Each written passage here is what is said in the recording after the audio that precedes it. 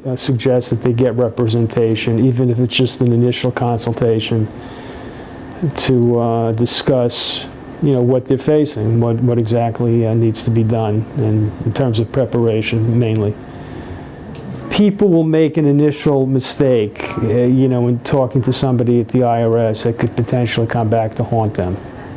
And I'm not recommending that they use, $500 an hour attorney, but they just speak to somebody that's qualified to deal with the IRS. If the IRS is asking for additional funds or an additional assessment, or wants to make an additional assessment, based on an information report that is accurate, let's say a report from the bank that you realized you left off income from your tax return or a stock transaction, that's something you could deal with yourself.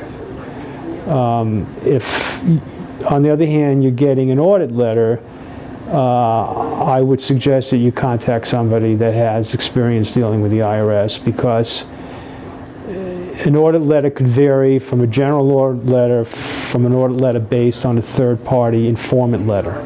So you need to be aware of that. The correspondence letter from the IRS, it's really limited to what they want.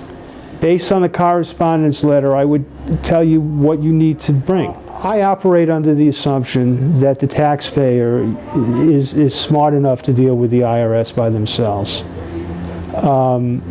All they need is guidance, and what my practice offers, what 99% of the other practices don't, is consultation, is guidance, is a game plan or a strategy that would enable the taxpayer to deal with the IRS itself. I would tell them what to bring and what not, more importantly, what not to bring. If the taxpayer is being bombarded with collection letters and phone calls from the IRS, I would tell them that the opportunities that are available to deal with, a collection issue, such as an offer in compromise, an installment agreement. The taxpayer is capable of even the most complicated process of what's called an offer in compromise by himself. And in that case, he could save himself $1,000. I would charge a taxpayer $2,000 to do an offer in compromise from start to finish,